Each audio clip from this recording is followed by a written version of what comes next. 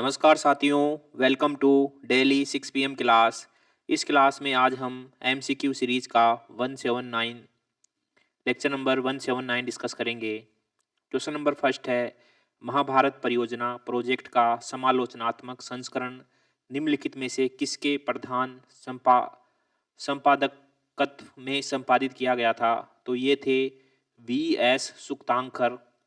V S सुक्तांकर के नेतृत्व में महाभारत प्रोजेक्ट तैयार किया गया था। ठीक है, तो ये समालोचनात्मक संस्करण तैयार किया गया था महाभारत का। और जो ये प्रोजेक्ट है ये 1919 में स्टार्ट किया गया था।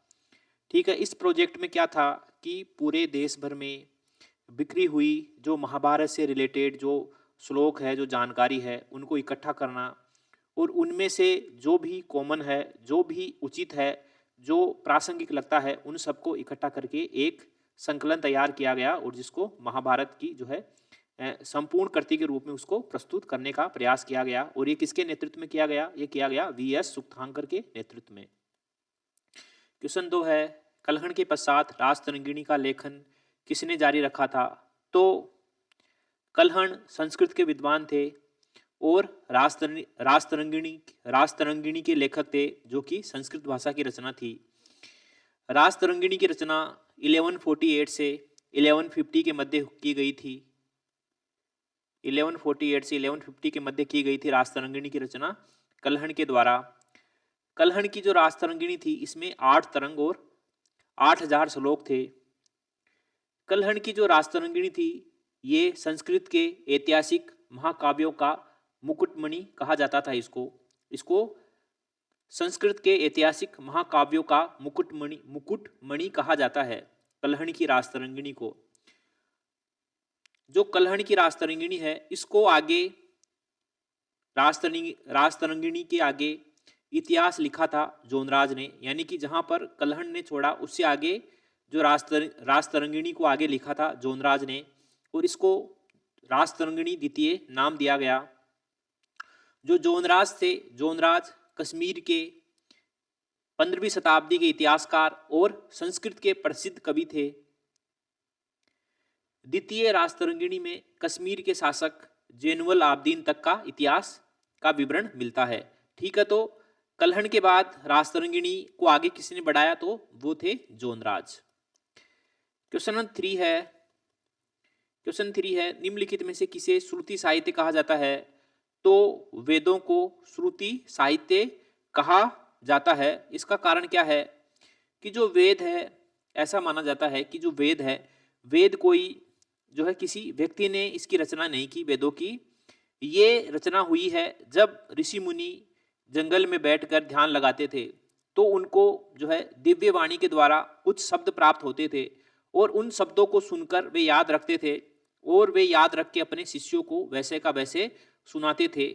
तो इस प्रकार जो है वेदों की रचना हुई और वेद आगे बढ़े, यानी कि जब वेदों की रचना हुई तब वेदों को लिखा नहीं गया था। वेदों को काफी बाद में संकलित किया गया था, काफी बाद में लिपिबद्ध किया गया था।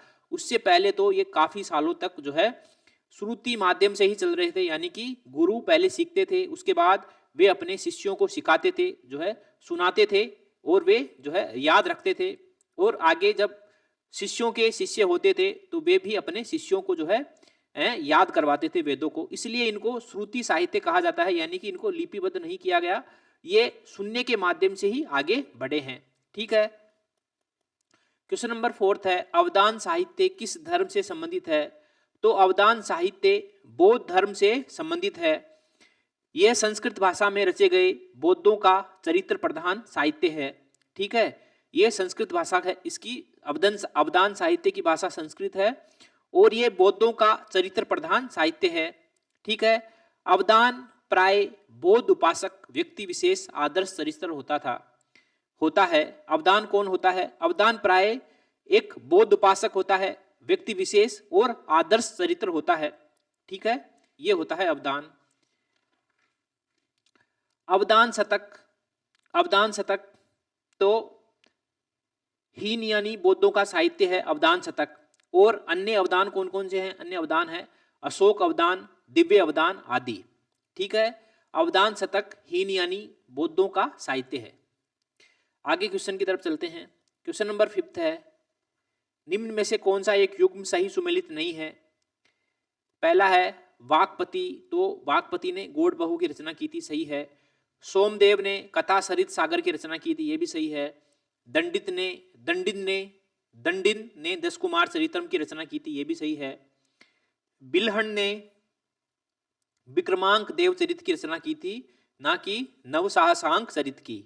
ठीक है, बिल्हण ने विक्रमांक देवचरित की रचना की थी, इसलिए 4th गलत है। नवसाहसांक चरित की रचना की थी पद्मगुप्त या परिमल ने। और जो बिल्हण है ये कल्याणी के शासक विक्रमादित्य षष्ठम के दरबार में कवि थे। और जो पद्मगुप्त है, पद्मगुप्त परमार शासक मुंज के दरबारी लेखक थे। ठीक है, बिल्हण कौन थे? बिल्हण कल्याणी के शासक विक्रमादित्य षष्ठम के दरबार में कवि थे।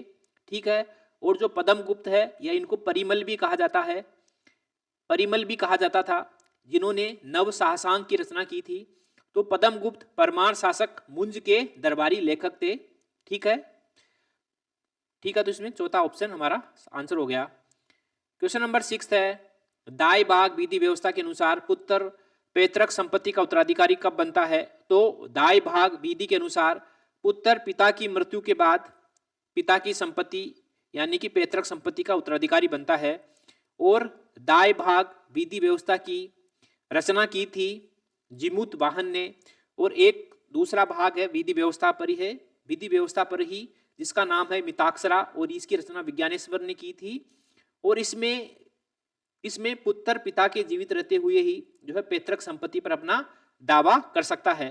ठीक है, क्वेश्चन नंबर 7 है, लेखकों की सूची फर्स्ट का सूची सेकंड में दी गई उनकी प्रकाशित पुस्तकों में मिलान कीजिए। सूची फर्स्ट में है लेखक और सूची सेकंड में है उनसे संबंधित रचनाएं हैं। डी कोसाम्बी, तो डी कोसाम्बी ने मिथ एंड रियलिटी की रचना की। आर.एस. शर्मा, तो आर.एस. शर्मा ने इंडियन फ्यूडलिज्म की रचना की। जी.सी. पांडे, तो जी.सी. पांडे ने फाउंडेशन ऑफ इंडियन कल्चर की रचना की। और रोमिला थापर ने Somnath the many voices of history की रचना की। ओके, तो ए में आएगा 2, ए में 2, इसमें है, ये दोनों कट गए। और बी में आएगा 4, बी में 4, माफ करना, डी कोसाम्बी ने मिथ एंड रियलिटी की रचना की थी।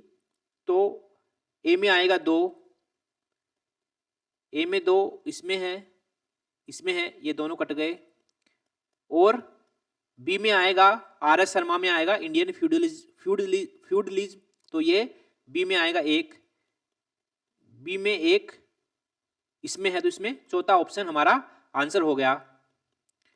क्वेश्चन नंबर 8 है, सूची फर्स्ट को सूची सेकंड से सुमेलित कीजिए और नीचे दिए गए कूट से सही उत्तर का चयन कीजिए। सूची फर्स्ट में है साहित्य, सूची सेकंड में है उनसे संबंधित भाषा।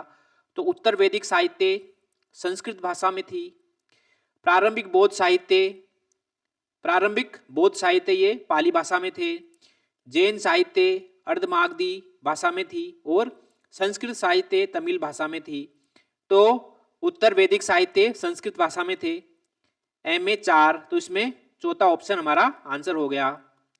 क्वेश्चन नंबर 9 है, भगवान महावीर का प्रथम शिष्य कौन था? तो ये थे जमाली। भगवान महावीर के प्रथम शिष्य थे जमाली।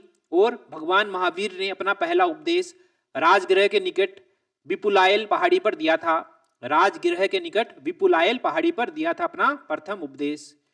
क्वेश्चन नंबर 10 है, चालुक्य वंश का सबसे महान शासक कौन था? तो चालुक्य वंश का सबसे महान शासक था पुलकेशिन द्वितीय। ठीक है, पुलकेशिन द्वितीय। और पुलकेशिन द्वितीय का टाइम पीरियड था 609 से 642 एडी।